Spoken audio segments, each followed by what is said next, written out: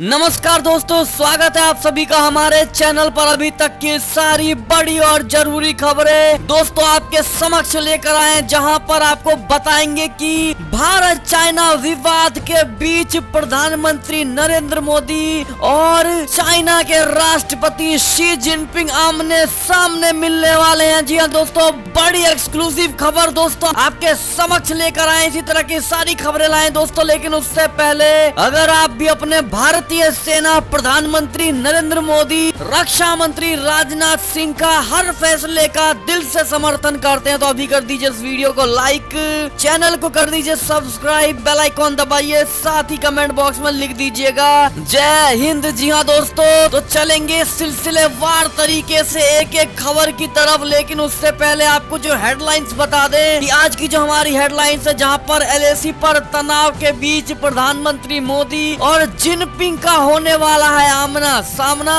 बताएंगे कैसे, साथ ही बताएंगे जहां पर एलएसी से एलओसी तक स्ट्राइक के लिए हमारी भारतीय सेना हो गई है तैयार, विजय गाथा लिखने को तैयार है हिंदुस्तान। जी हाँ दोस्तों, साथ ही आपको बताएंगे जहां पर पाकिस्तान के ऊपर लटकी एफएटीएफ की तलवार। जी हाँ दोस्तों, रोता बिलखता नजर आ रहा है पाकिस्तान, ये भी खबर आपको बताएंगे दोस्तों। साथ ही बताएंगे जहां पर चीन की एक और चाल को की जाएगी प्रधानमंत्री नरेंद्र मोदी की तरफ से नाकामयाब। जी हाँ दोस्तों, वो कौन सा चाल है बताएंगे आपको। मोदी जी क्या कदम उठाने वाले हैं चाइना को लेकर, सब बताएंगे दोस्तों। साथ ही आपको बताएंगे कि अगर लंबे वक्त तक अगर डोनाल्ड ट्रंप बीमार रहे तो क्या चुनाव टलेगा या राष्ट्रपति बदलेगा। जी हाँ दोस्तों, हर तरह की खबरें आपके लिए लेकर आए, तो बने रहिएगा वीडियो के अंत तक दोस्तों। और अंत में इस वीडियो को अपने भाई बंधुओं में, व्हाट्सएप, फेसबुक, पूरे भारत में शेयर करना बिल्कुल मत भूलेगा दोस्तों। तो चलते हैं पहली बड़ी खबर की ओर, जहां आपको बता दें कि एलएसी पर तनाव के बीच पहली बार प्रधानमंत्री नरेंद्र मोदी और जिनपिंग होंगे आमने सामने। 17 नवंबर को वर्चुअल बैठक में लेंगे हिस्सा। जी हाँ दोस्तों, प्रधानमंत्री नरेंद्र मोदी और चीन के राष्ट्रपति शी जिनपिंग 17 नवंबर को होने जा रहे 12वें वर्चुअल ब्रिक्स सम्मेलन में हिस्सा लेंगे। ब्रिक्स एनएसए की बैठक रूस में हुई थी, जिसमें भारत का प्रतिनिधि राष्ट्रीय सुरक्षा सलाहकार अजीत डोवाल और चीन की तरफ से राजनयिक यांग चिएची कर रहे थे। ब्रिक्स देशों के नेताओं के बीच बैठक का इस बार का थीम होगा वैश्विक स्थिरता, साझा सुरक्षा और अभिनव विकास के लिए ब्रिक्स भागीदारी। बयान में कहा गया है दोस्तों, 2020 में रूसी ब्रिक्स की अध्यक्षता का मुख्य उद्देश्य हमारे लोगों के जीवन स्तर को बढ़ाने में योगदान देना है। गौरतलब है कि भारत और चीन के बीच पूर्वी लद्दाख में मई के महीने से ही गतिरोध बना हुआ है। अब तक दोनों देशों के बीच कूटनीतिक से लेकर सैन्य स्तर तक कई दौर की बातचीत हुई है, लेकिन सीमा पर सैन्य जमावड़ा कम नहीं हो रहा है दोस्तों। अब ऐसे में अगर ब्रिक्स सम्मेलन के दौरान प्रधानमंत्री मोदी और चीनी राष्ट्रपति आमने सामने होंगे तो उम्मीद ये की जानी चाहिए कि तनाव कम करने में मदद मिलेगी। इस तरह की दोनों प्रधानमंत्री और राष्ट्रपति के बीच बात होगी दोस्तों। ऐसे में आपकी क्या राय है, और आपको नहीं लगता कि प्रधानमंत्री नरेंद्र मोदी को वहां जाकर शी जिनपिंग से सबसे आगे जाकर नहीं मिलना चाहिए दोस्तों? आपकी क्या राय है जरूर बताइएगा। और आप प्रधानमंत्री को क्या राय देना चाहेंगे दोस्तों कि अगर ब्रिक्स के सम्मेलन में अगर शी जिनपिंग मोदी जी से आकर बात करता है तो मोदी जी को किस मुद्दे पर बात करनी चाहिए, अपनी राय जरूर दीजिएगा दोस्तों। और करनी भी चाहिए कि नहीं बताना बिल्कुल मत भूलेगा। चलते हैं अगली बड़ी खबर की ओर दोस्तों, जहां आपको बता दें एलएसी से एलओसी तक स्ट्राइक के लिए सेना हमारी तैयार, विजय गाथा लिखने को तैयार है हमारा हिंदुस्तान। जी हाँ दोस्तों, सीमा पर चीन से तनाव के बीच लद्दाख में भारतीय वायु सेना और थल सेना पूरी तरह चौकस है। सीमा पर संयुक्त अभ्यासों में थल सेना के भीष्म टैंक के साथ वायु सेना की फाइटर और ट्रांसपोर्ट विमान मौजूद है। वायु सेना चीफ ने भी रणनीति साफ कर दी है कि भारतीय वायु सेना भी एलएसी से एलओसी तक पूरी तरह तैयार है। जी हाँ दोस्तों, आपको बता दें कि चीनी वायु शक्ति भारत की क्षमताओं से बेहतर नहीं है, ऐसा वायुसेना प्रमुख भदौरिया का कहना है। हमारी तैयारी है लेकिन जब जबरदस्त। जी हाँ दोस्तों, आपको बता दें वायुसेना प्रमुख RKS भदौरिया ने चीन के साथ पूर्वी लद्दाख में चल रहे गतिरोध के संदर्भ में कहा है कि किसी भी खतरे का सामना करने के लिए भारतीय वायुसेना बेहद अच्छी स्थिति में है और देश के सुरक्षा परिदृश्य को देखते हुए सभी प्रासंगिक क्षेत्रों में काफी मजबूत तैनाती की गई है। ऐसे में दोस्तों आपको बता दें कि वायुसेना प्रमुख RKS भदौरिया का साफ कहना है कि अगर अगली बार चाइना कोई भी गलत कदम उठाने की कोशिश करता है तो भारतीय वायुसेना अगली बार राफेल से उनका जवाब देगी और ये नहीं सोचेगी कि इसका अंजाम क्या होगा और युद्ध कहां जाके खत्म होगी। दोस्तों इस प्रकार की उन्होंने साफ लहजे में चाइना को धमकी दिया। जी हाँ दोस्तों, ऐसे में अब आर्या पार की लड़ाई देखने को मिलने वाली। ऐसे में दोस्तों किसी भी तरह के चाइना विवाद से जुड़े नए अपडेट को पाने के लिए हमारे चैनल पर नए हैं तो सब्सक्राइब जरूर कर लीजिएगा दोस्तों और वीडियो को शेयर करना बिल्कुल मत भूलेगा। एक और खबर की ओर चले तो पाकिस्तान के ऊपर लटकी FATF की तलवार, ग्रे सूची को लेकर जल्द होगा फैसला। जी हाँ दोस्तों, वित्तीय कार्यवाही कार्यबल यानी FATF इस महीने के उत्तरार्ध में होने वाली एक डिजिटल बैठक में पाकिस्तान की ग्रे सूची में स्थिति पर फैसला कर सकता है। सोमवार को एक मीडिया रिपोर्ट में यह बात सामने आई। पेरिस स्थित वैश्विक धन शोधन और आतंकवाद वित्त पोषण निगरानी संस्था ने जून 2018 में पाकिस्तान को ग्रे सूची में डाल दिया था और इस्लामाबाद से 2019 के अंत तक धन शोधन तथा आतंकवाद के वित्त पोषण पर रोकथाम के लिए कार्यवाही की योजना को लागू करने को कहा था। हालांकि बाद में कोरोना की वजह से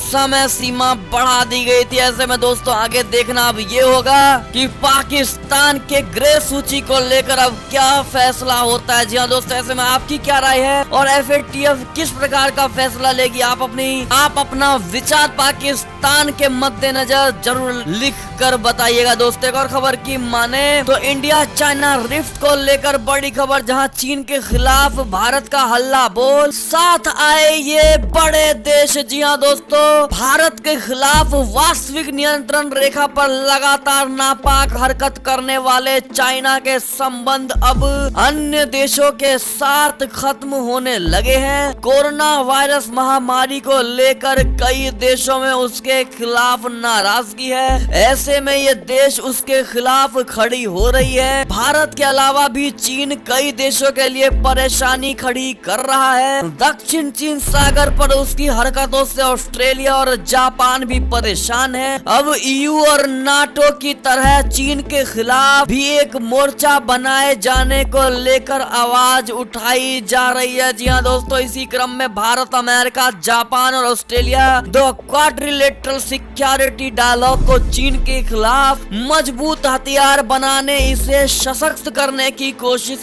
कर रही है। जी हाँ दोस्तों, ऐसे में चाइना पर हर प्रकार से संज्ञान लेने की कोशिश की जा रही है और चाइना को किसी भी प्रकार से न बख्शने की पुरजोर इंतजाम किया जा रहा है। ऐसे में दोस्तों अगर आप भी चाहते हैं कि चाइना को एक सही लहजे में चोट पहुंचाना चाहिए तो कमेंट सेक्शन में हमें चाइना से बदला चाहिए, हमें चाइना को रोते हुए देखना चाहिए, लिखकर बताइएगा दोस्तों। आपकी बात को सरकार तक पहुंचाई जाएगी। एक और खबर की माने तो चाइना के भोपू ग्लोबल टाइम्स का कहना है कि अगर जंग छिड़ी तो अटल टनल को बर्बाद कर देगी चीनी सेना। जी हाँ दोस्तों, ये भी बड़ी खबर आती हुई दिखाई दे रही है। आपको बता दें प्रधानमंत्री नरेंद्र मोदी ने जिस तरह से शनिवार को हिमाचल प्रदेश के रोहतांग में सामरिक दृष्टिकोण से महत्वपूर्ण अटल टनल का उद्घाटन किया। प्रधानमंत्री नरेंद्र मोदी ने सुरंग का उद्घाटन करते हुए कहा था कि ये सुरंग देश के बॉर्डर इंफ्रास्ट्रक्चर की नई ताकत बनेगी। प्रधानमंत्री मोदी ने चीन को इशारों में संदेश दिया और कहा कि बॉर्डर इंफ्रास्ट्रक्चर की कई परियोजनाएं पूरी हो चुकी हैं और कई पर तेजी से काम चल रहा है। भारत के सीमाई इलाके में इंफ्रास्ट्रक्चर मजबूत होते देखकर चीनी मीडिया भी बेचैन हो उठा। जी हाँ दोस्तों, हमेशा की तरह चीन की सरकार के मुखपत्र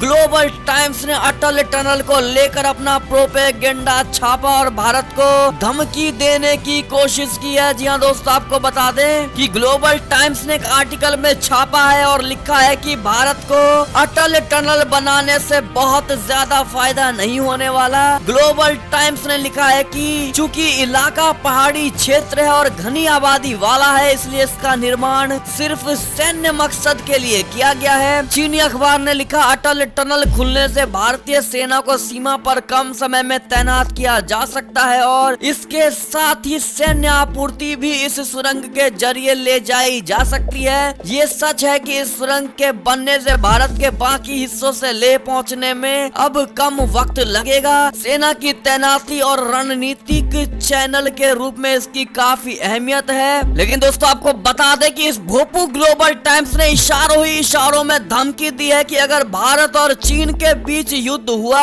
तो चीनी सेना सबसे पहले भारत के हाल ही में बनाए गए अटल टनल को बर्बाद कर देगी। जी हाँ दोस्तों, चीनी अखबार ने एक विशेषज्ञ के हवाले से यह आरोप लगाया। ऐसे में प्रधानमंत्री द्वारा उद्घाटन किए गए इस अटल टनल को बर्बाद करने की जो खबर चाइना से आ रही है दोस्तों, इस पर आपकी क्या राय है जरूर बताइएगा। साथ ही आपको नहीं लगता कि चाइना के बुरे दिन आज से ही शुरू हो गए दोस्तों? अगर आपका भी यही मानना है तो कमेंट सेक्शन में चाइना तेरी खैर नहीं जरूर लिखकर बताइएगा, ताकि आपकी बात मोदी जी पढ़े तो वो भी इस अटल टनल वाली बात को लेकर चाइना पर संज्ञान ले। जी हाँ दोस्तों, एक और खबर की माने तो आर्मेनिया से युद्ध समाप्त करने के लिए अजरबैजान ने रखी ये 3 शर्तें। वो 3 शर्तें क्या आपको बता दे दोस्तों, आपको बता दे अजरबैजान के राष्ट्रपति ने जंग खत्म करने के लिए कुछ शर्तें रखी हैं। उनका कहना है कि यदि आर्मेनिया इन शर्तों को स्वीकार कर लेता है तो वो युद्ध बंद कर देंगे। अजरबैजान के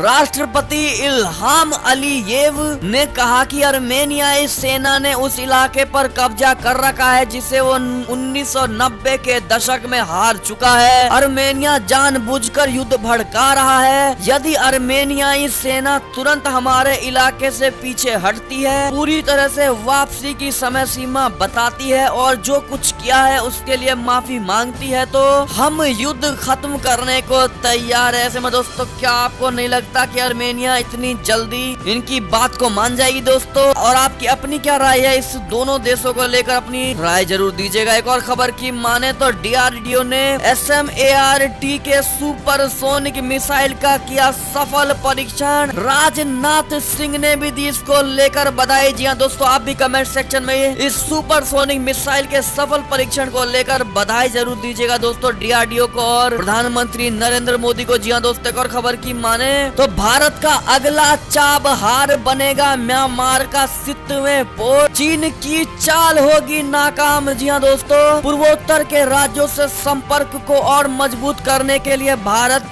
चाबहार के तर्ज पर म्यांमार के सितवें पोर्ट को विकसित कर रहा है। इस पोर्ट की मदद से मिजोरम और मणिपुर समेत पूर्वोत्तर के अधिकतर राज्यों में आर्थिक गतिविधियों को बढ़ावा मिलेगा। ये पोर्ट म्यांमार के रखाइन राज्य में स्थित है। माना यह जा रहा है कि ये पोर्ट साल 2021 के पहले 3 महीनों में चालू हो जाएगा। ऐसे में दोस्तों चाइना की चाल को नाकामयाब करने के लिए ये दूसरा बड़ा चाल हो सकता है हमारे भारत की ओर से। जी हाँ दोस्तों, बड़ी खबर, जिस प्रकार से अटल टनल बनते ही चाइना बौखलाता हुआ नजर आ रहा है दोस्तों, अब चाबहार को लेकर तो उसका तन बदन ही जल जाएगा। जी हाँ दोस्तों, आपका क्या मानना है जरूर बताइएगा। एक और खबर की माने तो मर्केल की चीन को चेतावनी, बाजार नहीं खोला तो यूरोप में नहीं कर पाएगा व्यापार। जी हाँ दोस्तों, एक और खबर की ओर चले तो डोनाल्ड ट्रंप ने खाई भारत में बनी ये कोरोना की दवा। जी हाँ दोस्तों, कोरोना वायरस से संक्रमित होने के बाद अमेरिका के राष्ट्रपति डोनाल्ड ट्रंप का हॉस्पिटल में इलाज चल रहा है, जिसके साथ ही अब ये दूसरी बड़ी खबर आ रही है दोस्तों, जहां पर डॉक्टरों ने उन्हें डेक्सामेथासोन दवा देने की नसीहत दी है। जी हाँ दोस्तों,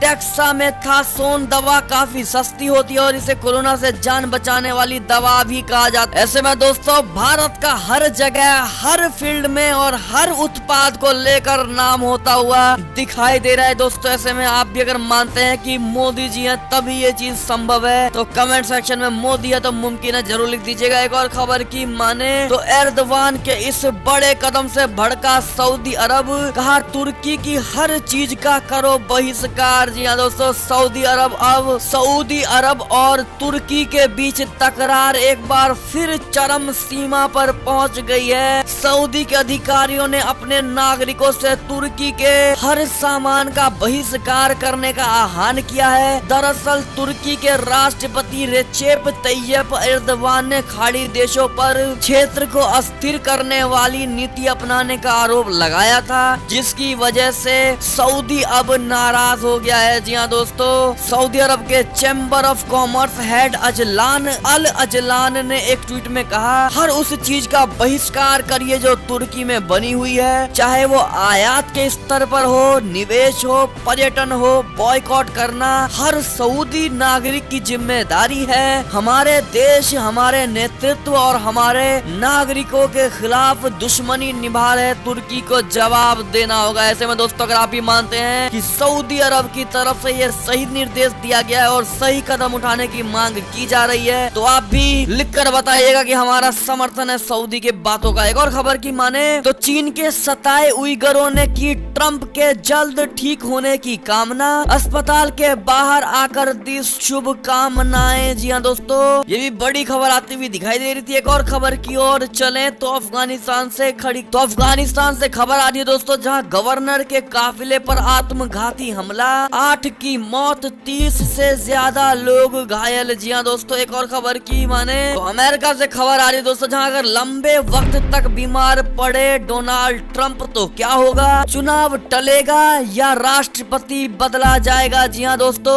आज आपके डाउट को हम क्लियर करने वाले हैं। आपको बता दें, डोनाल्ड ट्रंप ने सबसे पहले अपनी एक सहयोगी को कोरोना पॉजिटिव होने की जानकारी दी। कुछ ही देर बाद उन्होंने खुद के और फर्स्ट लेडी के कोरोना पॉजिटिव होने के बारे में बताया। अब आपको बता दें दोस्तों, डोनाल्ड ट्रंप के इस तरह अचानक बीमारी की चपेट में आने से कई तरह के सवाल खड़े हो रहे हैं। सबसे बड़ा सवाल है कि क्या अमेरिकी चुनाव टल सकता है, क्योंकि अब मतदान को 30 दिन से भी कम बचे हैं। अमेरिकी मीडिया में छपी रिपोर्ट्स बताती है कि अभी पहला असर पूरे कैंपेन पर हुआ है, जो सिर्फ रिपब्लिकन बल्कि डेमोक्रेट्स के लिए भी मुश्किल भरा हुआ है। डोनाल्ड ट्रंप ने अपना पूरा कैंपेन अभी रद्द कर दिया है और उपराष्ट्रपति माइक पेंस जिम्मेदारी संभाल रहे हैं। पहली प्रेसिडेंशियल डिबेट हो गई है, इसी हफ्ते एक और प्रेसिडेंशियल डिबेट होगी, लेकिन दूसरी प्रेसिडेंशियल डिबेट 15 अक्टूबर को होगी। अब आपको मुद्दे की बात बता दें कि अधिकतर लोकतांत्रिक देशों की तरह ही अमेरिका में भी ट्रांसफर ऑफ पावर का विकल्प है। अगर देश का राष्ट्रपति अधिक बीमार हो, शासन चलाने की स्थिति में ना हो या फिर संसद या कैबिनेट का भरोसा खो चुका हो, तो उसे पद से हटाकर किसी और को जिम्मेदारी दी जा सकती है। जी हाँ दोस्तों, ऐसे में अगर डोनाल्ड ट्रंप काफी लंबे समय तक बीमार रहे तो हो सकता है कि उनकी जगह किसी और को राष्ट्रपति बना दिया जाए। दोस्तों, ऐसे में हम कामना और आशा यही करते हैं कि जल्द डोनाल्ड ट्रंप सही होकर हम सबके सामने मिले और अपने कार्य को फिर से शुरू करें और चुनाव जीत जाएं। जी हाँ दोस्तों, ऐसे में आपका क्या मानना है, अपनी राय जरूर दीजिएगा। दोस्तों, एक और खबर की माने तो नवाज शरीफ और पार्टी के तमाम नेताओं के खिलाफ देशद्रोह का मामला दर्ज, बेटी और दामाद को भी देशद्रोही माना जा रहा है। जी हाँ दोस्तों, एक और खबर की ओर चलें तो आरजेडी के पूर्व सचिव दलित नेता शक्ति मलिक की हत्या मामले में तेजस्वी तेज प्रताप सहित कुल 6 लोगों के खिलाफ FIR दर्ज हो गई है। जी हाँ दोस्तों, राष्ट्रीय जनता दल आरजेडी के लिए एक बड़ा झटका। बस से पहले विधानसभा चुनाव बिहार में शुरू सामना करना पड़ा है। दरअसल आरजेडी के पूर्व नेता शक्ति मलिक की हत्या के मामले में बिहार पुलिस ने रविवार को पार्टी के वरिष्ठ नेता तेजस्वी यादव, तेज प्रताप यादव और अनिल कुमार साधु समेत 6 लोगों के खिलाफ प्राथमिकी दर्ज कर दी है। जी हाँ दोस्तों, ऐसे में आपका क्या मानना है, क्या यही लोग उसके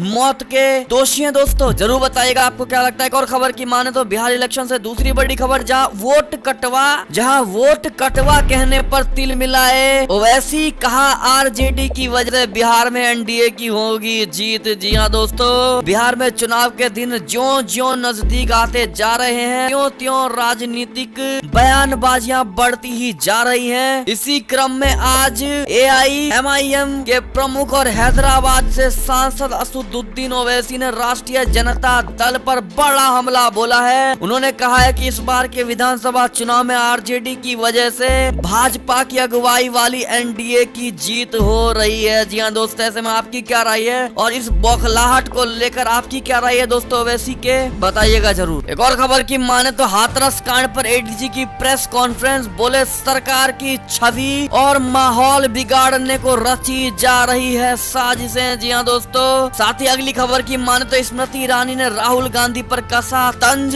कहा वो वीआईपी किसान है, सोफा वाले ट्रैक्टर पर बैठते हैं। जी हाँ दोस्तों, केंद्रीय मंत्री स्मृति ईरानी ने सोमवार को कांग्रेस नेता राहुल गांधी पर तंज कसा। स्मृति ने राहुल गांधी को वीआईपी किसान बताया। राहुल गांधी की एक तस्वीर सामने आई है जिसमें वो पंजाब में अपनी पार्टी के विरोध प्रदर्शन के दौरान ट्रैक्टर पर गद्दी वाली सीट पर बैठे हुए हैं। राहुल गांधी कृषि क्षेत्र में बड़े सुधारों के रूप में देखे जा रहे 3 कृषि कानूनों के विरोध में कांग्रेस शासित उत्तरी राज्य में खेत बचाओ यात्रा नाम की ट्रैक्टर रैलियों की एक श्रृंखला आयोजित कर रहे हैं, जहां पर गद्दी वाली यानी सोफे जैसी सीट पर बैठे हुए नजर आ रहे हैं। दोस्तों ऐसे में ये साफ जग जाहिर होता है कि कितना भी वो किसानों को लेकर नारे लगा लें, कितना भी वो किसानों को लेकर प्रोटेस्ट कर लें दोस्तों, लेकिन कहीं ना कहीं उनका जमीन से ना जुड़ा होना छलक ही जाता है। इस पर आपकी क्या राय है दोस्तों, जरूर बताइएगा। एक और खबर की माने तो जम्मू कश्मीर आतंकी हमले को लेकर बड़ी खबर, जहां सीआरपीएफ पार्टी पर आतंकी हमला,